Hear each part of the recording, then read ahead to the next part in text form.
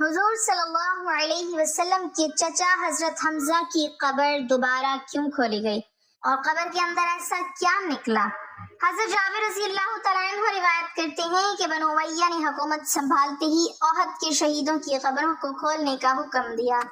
جب حضور صلی اللہ علیہ وسلم کی چچا حضرت حمزہ کی قبر کھولی تو ان کی ہڈیاں بھی۔ بسم اللہ الرحمن الرحیم۔ ناظرین، حضور نبی کریم صلی اللہ علیہ وسلم کے پیارے چچا حضرت حمزہ رضی اللہ تعالیٰ عنہ کی نماز جنازہ 70 مرتبہ کیوں پڑھائی گئی تھی؟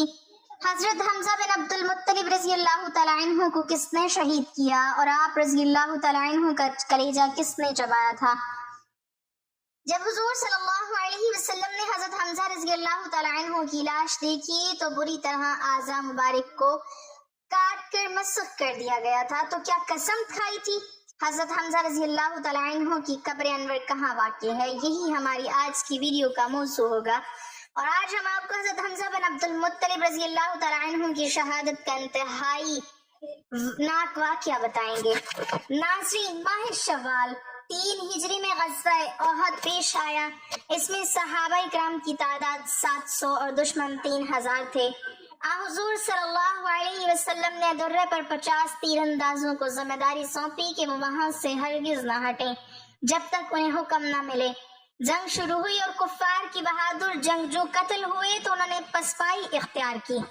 اس پر درے والوں نے سوائے 2-3 افراد کی اپنی جگہ چھوڑ دی۔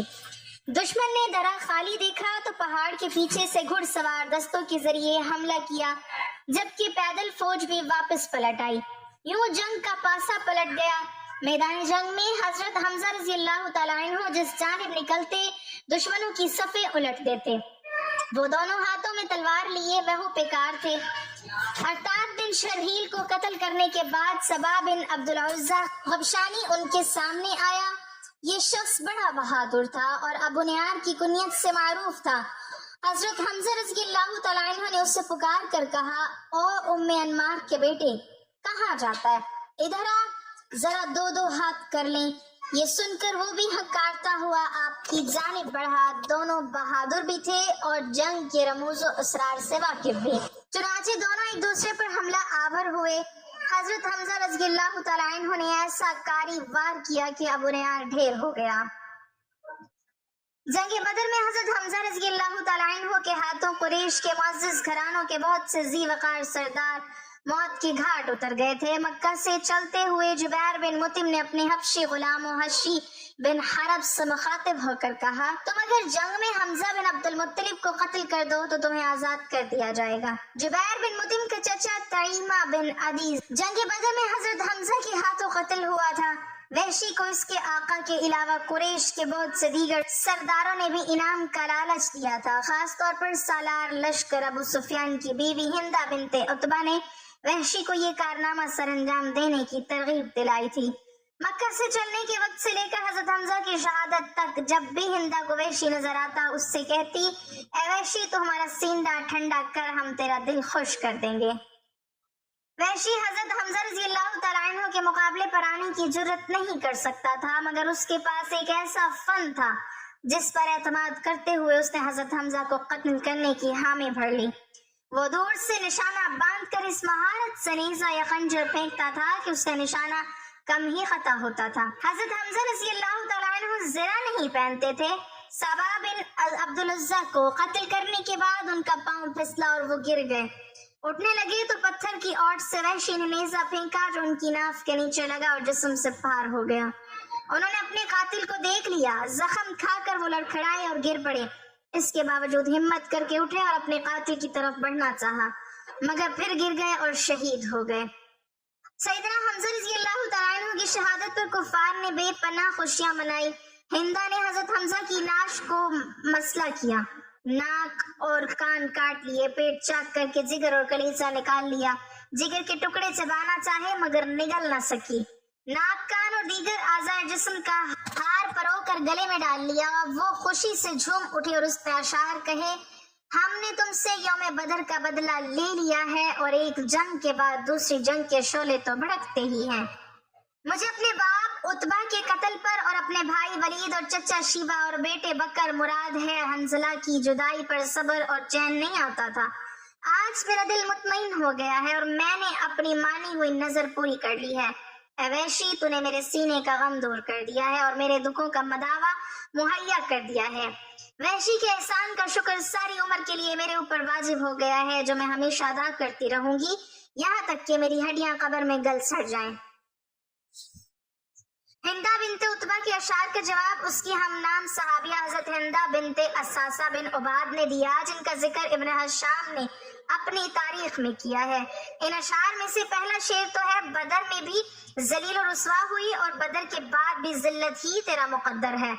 اے بہت غیبت کرنے والے بڑے کافر کی بیٹی، حضرت حمزہ کی شہادت تاریخ انسانی کے ان واقعات میں سے ہے جن کو کبھی فراموش نہیں کیا جا سکتا۔ اس واقعے میں بغض اور کینہ کی بدترین مثال اور سنگ دلی اور شقاوت کا بدترین نمونہ نظر آتا ہے، اور صبر و استقامت اور تقوی و عزیمت بھی پوری عظمت کے ساتھ جلوہ افروز ہے۔ جنگ کے بعد جب حضور صلی اللہ علیہ وسلم اپنے عظیم چچا کی نعش کے ٹکڑے میدان میں بکھرے ہوئے دیکھے تو آپ صلی اللہ علیہ وسلم کی آنکھوں میں آنسو آ گئے۔ فرط غم سے آپ ایسے بے قرار ہوئے کہ تمام صحابہ بھی رونے لگے۔ آپ نے اپنے شہید چچا کی نعش سے مخاطب ہو کر فرمایا: اللہ کی رحمت تمہارے اوپر سایہ فگن ہو، تم رشتہ داروں کا بہت خیال رکھتے تھے اور ہر کار خیر میں سبقت لے جاتے تھے۔ اگر مجھے صفیہ کے غم و رنج کا خیال نہ ہوتا تو میں تمہارے جسم کے ٹکڑے یوں ہی میدان میں چھوڑ دیتا تاکہ انہیں درندے اور پرندے کھا جائیں اور تم قیامت کے دن انہی کے پیٹ سے اٹھائے جاؤ۔ خدا کی قسم میں تمہارے بدلے میں کفار کے 70 آدمیوں کا مسلح کروں گا۔ حضور صلی اللہ علیہ وسلم کے اس ارادے پر اللہ تعالیٰ کی طرف سے آپ کو وحی کے ذریعے تذکیر کی گئی، اور اگر تم سزا دو تو ویسی ہی سزا دو جیسی تمہیں اذیت پہنچائی گئی، اور اگر تم صبر کرو تو بلا شک صبر کرنے والوں کے لیے صبر ہی اچھا ہے، اور تم صبر کرو اور تمہارا صبر کرنا خاص اللہ ہی کی توفیق سے ہے۔ ابن کثیر اور امام قرطبی نے اپنی تفسیروں میں ان آیات کی شان نزول اسی واقعے کو بیان کیا ہے۔ اس حکم ربانی کے بعد آپ نے یہ ارادہ ترک کر دیا اور قسم کا کفارہ ادا فرمایا۔ نہ صرف یہ بلکہ آپ نے مسلح سے سختی کے ساتھ منع فرما دیا اور حکم ہوا کہ مسلح ہرگز نہ کرے، حتیٰ کہ باول کتے کا بھی۔ حضور اکرم صلی اللہ علیہ وسلم کا دل سخت غمگین تھا۔ اس موقع پر اللہ تعالیٰ نے صبر کی تلقین بھی کی اور آپ صلی اللہ علیہ وسلم کے زخم پر مرہم بھی رکھا۔ آپ نے ارشاد فرمایا: مجھے جبریل امین نے خوشخبری سنائی ہے کہ حضرت حمزہ بن عبد المطلب کو 7 آسمانوں پر اور جنت الفردوس میں اسد اللہ و اسد رسولہ لکھ دیا گیا ہے۔ حضرت حمزہ کی بہن حضرت صفیہ رضی اللہ تعالیٰ عنہ بن عبد المطلب جنگ کی خبر سننے کے بعد مدینہ منورہ سے احد کی طرف روانہ ہوئی۔ جب حضور صلی اللہ علیہ وسلم کو پتہ چلا تو آپ صلی اللہ علیہ وسلم نے حضرت صفیہ کے بیٹے حضرت زبیر کو حکم دیا کہ وہ انہیں میدان جنگ سے دور ہی روک لیں اور مدینہ واپس لے جائیں، کیونکہ اگر وہ اپنے بھائی کا مسلح شدہ نعش کو دیکھیں گی تو صبر کا بندھن ٹوٹ جائے گا۔ جب ان کے بیٹے نے انہیں واپس جانے کے لیے کہا تو انہوں نے فرمایا: میں اپنے بھائی کے بارے میں ساری خبر سن چکی ہوں، میں جانتی ہوں کہ یہ اللہ کی راہ میں دی گئی قربانی ہے، میں جاہلیت کے طور طریقوں سے متنفر ہوں، میں نہ بین کروں گی نہ گریبان پھاڑوں گی۔ چنانچہ حضور صلی اللہ علیہ وسلم نے انہیں میدان میں آنے کی اجازت دے دی۔ جب عزیز بھائی کے جسم کے ٹکڑے بکھرے ہوئے دیکھے تو آنکھوں سے اشکوں کا سیل رواں جاری ہو گیا، مگر زبان سے انا للہ و انا الیہ راجعون کے الفاظ ہی بار بار نکلے۔ پھر اللہ تعالیٰ سے التجا کی: اے اللہ، یہ قربانی تیری راہ میں دی گئی ہے تو اسے قبول فرما لے۔ اس کے بعد حضرت صفیہ حضور صلی اللہ علیہ وسلم کے حکم سے واپس مدینہ چلی گئیں۔ حضرت حمزہ کے جسم کے ٹکڑوں کو جمع کیا گیا اور کفن پہنا کر جنازے کے لیے صفوں کے سامنے رکھ دیا گیا۔ حضرت صفیہ رضی اللہ تعالیٰ عنہ نے جاتے ہوئے زبیر کو 2 چادریں دی تھیں اور فرمایا تھا اپنے ماموں کو ان میں دفنا دینا۔ حضرت زبیر نے دیکھا کہ ایک انصاری صحابی شہید ہو گئے تھے جن کے جسم پر معمولی کپڑے تھے۔ انہوں نے ایک چادر میں اپنے ماموں کو کفنا دیا اور دوسری چادر سے انصاری صحابی کو کفن پہنا دیا۔ ایک روایت کے مطابق سب شہداء کا جنازہ ایک ساتھ ہی پڑھایا گیا، جبکہ ایک دوسری روایت میں بیان کیا گیا ہے کہ حضور صلی اللہ علیہ وسلم نے سب سے پہلے حضرت حمزہ کا جنازہ پڑھایا، پھر ہر شہید کو باری باری لایا جاتا اور حضرت حمزہ کے سامنے رکھ دیا جاتا اور ہر ایک کی نماز جنازہ حضور صلی اللہ علیہ وسلم کی اقتداء میں پڑھی جاتی۔ اسی طرح حضرت حمزہ کا جنازہ 70 مرتبہ پڑھایا گیا۔ صحابہ کو اجتماعی قبروں میں دفن کیا گیا۔ حضرت حمزہ کو ان کے بھانجے عبداللہ بن جحش کے ساتھ ایک قبر میں دفن کیا گیا۔ بعض روایات میں آتا ہے کہ حضرت مصعب بن عمیر بھی ان کے ساتھ ہی دفن کیے گئے۔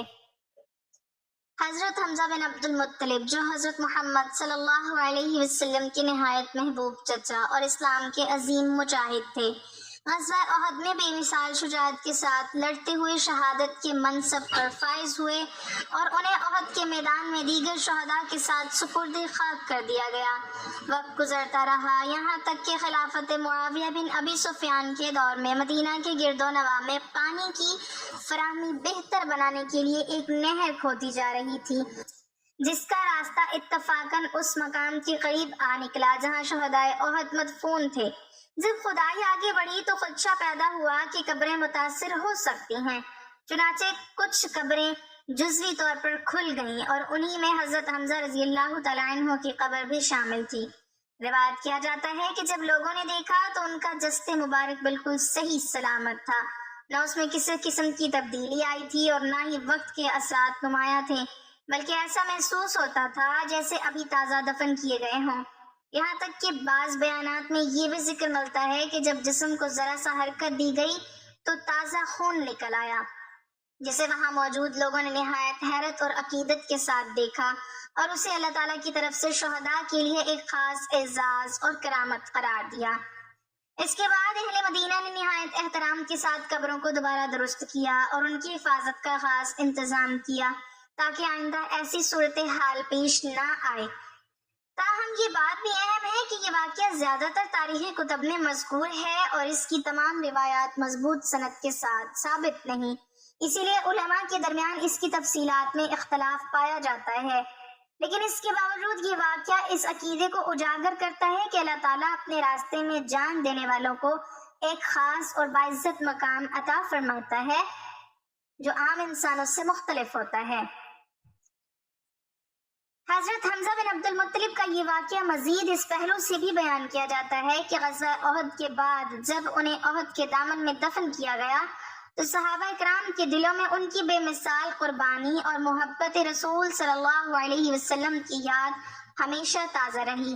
اسی لیے جب برسوں بعد خلافت معاویہ بن ابی سفیان کے دور میں نہر کی کھدائی کے دوران ان کی قبر کا کچھ حصہ ظاہر ہوا اور لوگوں نے ان کا جسد مبارک اس حالت میں دیکھا کہ وہ بالکل محفوظ ہے، تو یہ منظر اہل مدینہ کے لیے نہ صرف حیرت کا باعث بنا بلکہ ان کی ایمان اور عقیدت میں مزید اضافے کا سبب بھی بنا۔ بعض روایات میں یہ بھی ذکر ملتا ہے کہ حضرت حمزہ رضی اللہ تعالیٰ عنہ کے زخموں کے نشانات اسی طرح موجود تھے جیسے شہادت کے وقت تھے اور ان کے چہرے پر ایک خاص نورانیت اور سکون ظاہر تھا، جسے دیکھ کر لوگ بے اختیار درود و سلام پڑھنے لگے اور اللہ کی قدرت پر غور کرنے لگے۔ اس کے بعد صحابہ اور اہل مدینہ نے نہایت ادب و احترام کے ساتھ ان کی قبر کو دوبارہ درست کیا اور اس بات کا خاص خیال رکھا کہ آئندہ کسی تعمیر یا کھدائی کا کام اس مقام کے قریب نہ ہو تاکہ شہداء کی قبروں کا تقدس برقرار رہے۔ تاہم جیسا کہ پہلے ذکر ہوا، یہ تمام تفصیلات زیادہ تر تاریخی روایات میں آتی ہیں جن کی اسناد میں اختلاف پایا جاتا ہے، اسی لیے انہیں ایک واقعے کے طور پر بیان کیا جاتا ہے، نہ کہ قطعی اور یقینی حدیث کے درجے میں۔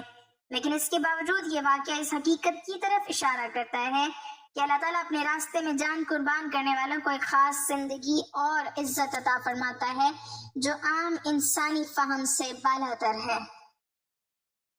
اللہ تعالیٰ بہتر عمل کی توفیق عطا فرمائے اور ہمارا خاتمہ ایمان پر فرمائے، آمین۔ ناظرین، کمنٹ باکس میں اللہ تعالیٰ کے 99 ناموں میں سے ایک نام ضرور ٹائپ کریں۔